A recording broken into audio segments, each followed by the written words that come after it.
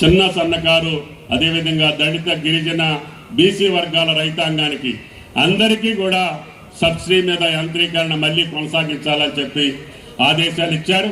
ఈరోజు రాష్ట్ర వ్యాప్తంగా రేపు సంక్రాంతి నుంచి ఈ కార్యక్రమం కొనసాగుద్ది అని చెప్పి కూడా విజ్ఞప్తి చేస్తున్నాం. అదేవిధంగా ఇందాక మా జానయ్య గారు చెప్పారు, అధిక కెమికల్స్ వాడటం వల్ల వచ్చే అరిష్టాలు, వాటి గురించి నేను జోలికి పోను. కానీ ప్రకృతి వ్యవసాయాన్ని కూడా ఈ రోజే రాష్ట్ర వ్యాప్తంగా శాంక్షన్ చేయడానికి కమిషనర్ గోపి గారు ఒక నిర్దిష్టమైనటువంటి ప్రణాళిక రూపొందించుకున్నారు. దాన్ని కంటిన్యూగా కొనసాగించి రైతులను చైతన్యవంతం చేసి నేషనల్ ఫార్మింగ్ లో కూడా తెలంగాణ రాష్ట్రాన్ని అగ్రగామిగా ఉంచాలనేది ఈ రాష్ట్ర ప్రభుత్వం యొక్క కోరిక అని చెప్పి మీకు ఈ సందర్భంగా మనం చేస్తున్నాం. అందుకని ఎన్ని ఆర్థిక పరమైన ఇబ్బందులున్నా కష్టాలున్నా ఒక పక్క ఇరిగేషన్ ప్రాజెక్టులు పూర్తి చేసుకుంటూనే అదేవిధంగా రైతాంగానికి కావాల్సినటువంటి 1,00,000 కోట్లు రైతు భరోసా, రుణమాఫీ అనేక కార్యక్రమాల మీద ఈ రోజు వరకు ఖర్చు పెట్టగలిగాం. మీరు చల్లగా ఉంటే రాష్ట్రం పచ్చగా ఉంటుంది, రాష్ట్రం పచ్చగా ఉంటే ఆదాయం కూడా వ్యవసాయం నుంచే ఎక్కువ రావాలి. అందుకనే 2047 కల్లా మేము $400 బిలియన్ ఆదాయం వచ్చేటట్టుగా రైతును ప్రోత్సహించడం కోసం ఒక ప్రణాళికను తీసుకున్నాం. దాంట్లో అగ్రికల్చర్ బేస్డ్ ఇండస్ట్రీస్ కావచ్చు, ఈ రకమైనటువంటి ఆధునిక పంటలు కావచ్చు, రైతాంగానికి అనుబంధ రంగాల్లో మా కలెక్టర్ గారు చెప్పినటువంటి మిగతా రంగాల్లో కూడా ప్రోత్సహించి అన్నిట్లో కూడా తెలంగాణ రైతుని అగ్రభాగాన ఉంచడం రేవంత్ రెడ్డి గారి ప్రభుత్వం యొక్క లక్ష్యం. దానికి అనుగుణంగా మా శాసనసభ్యులు వెంకట్రావు గారు కానీ, ఆదినారాయణ గారు కానీ, రాష్ట్రంలో ఉన్న శాసనసభ్యులందరూ రైతుకు కావాల్సినటువంటి అవసరాల మీద దృష్టి పెట్టి రాష్ట్ర ప్రభుత్వం చేస్తున్నటువంటి ప్రతి కార్యక్రమాన్ని ప్రోత్సహించి, ముఖ్యంగా హార్టికల్చర్కి సంబంధించినటువంటి అనువైనటువంటి పంట తెలంగాణకి ఆయిల్ ఫామ్ ఉంది, దాన్ని ప్రోత్సహించి 32-33 జిల్లాల్లో, హైదరాబాద్ తప్ప మిగతా అన్ని జిల్లాల్లో మనం ఆయిల్ ఫామ్ను ప్రోత్సహిస్తున్నాం. తద్వారా రేపు రాబోయే రోజుల్లో మిగతా జిల్లాల్లో కూడా ఇందాక మా చైర్మన్ గారు చెప్పినట్లుగా నెర్మెట్లో ఫ్యాక్టరీ స్టార్ట్ అవుతుంది. వచ్చే సమయం ఆసన్నమైంది.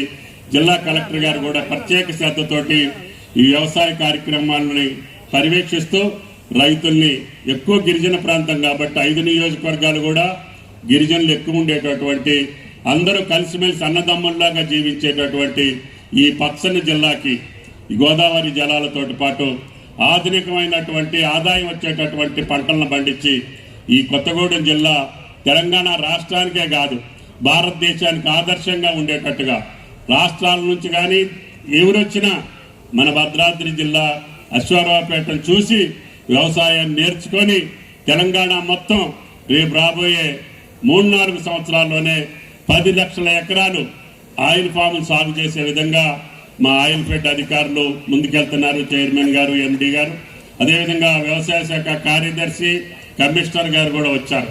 నేను ఒక్కసారి ఈ ప్రాంతాన్ని చూసి ఈ ప్రాంత రైతుల యొక్క అనుభవాన్ని చూసుకొని మీరు రాష్ట్ర వ్యాప్తంగా ఈ రకమైనటువంటి పద్ధతులను అవలంబించి ఏ రకమైనటువంటి ఒడిదుడుకులు వచ్చినా రైతు స్థిరంగా నిలబడేటటువంటి పంటలను పండించి హార్టికల్చర్ వ్యవసాయాన్ని ప్రోత్సహించి కూరగాయలు కావచ్చు, ఈ రకమైనటువంటి ఆధునికమైనటువంటి పంటలను పండించి ఇతర దేశాలకి ఎక్స్పోర్ట్ చేసేటటువంటి అవకాశాన్ని మన రాష్ట్రం తీసుకోవాలని గౌరవ ముఖ్యమంత్రి రేవంత్ రెడ్డి గారు కూడా ఆగిపోయినటువంటి ఫామ్ మెకనైజేషన్ కూడా ప్రారంభిస్తానంటే ఆయన కావచ్చు, అన్నదైవం కావచ్చు, సింగభూపాలం కావచ్చు, అన్ని ప్రాజెక్టులకి గోదావరి నీళ్ళు వస్తాయి.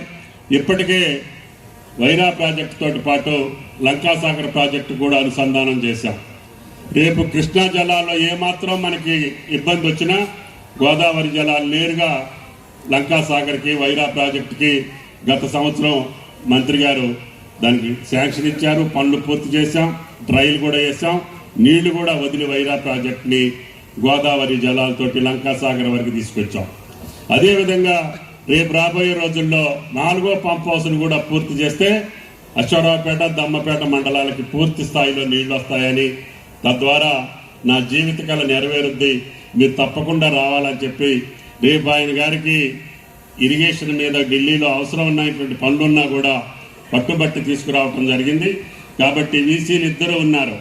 ఈ కాలేజీని పూర్తి స్థాయిలో అభివృద్ధి చేసి రేపు ఇది రాజేంద్ర నగర్ కంటే మిన్నగా ఈ యొక్క అశ్వారావుపేట వ్యవసాయ కళాశాల వర్ధిల్లాలని చెప్పి నా ఆకాంక్ష అని చెప్పి కూడా మీకు ఈ సందర్భంగా మనం చేస్తున్నాం. ఇక్కడ ఏ పంట వేసినా కూడా పండించగలిగేటటువంటి రైతులు ఉన్నారు. ఇప్పటికే మీరు చూశారు ఆయిల్ ఫామ్లో కోకో కానీ, వక్క కానీ, జాజి కానీ, అదేవిధంగా మిరియం కానీ అనేక రకమైనటువంటి పంట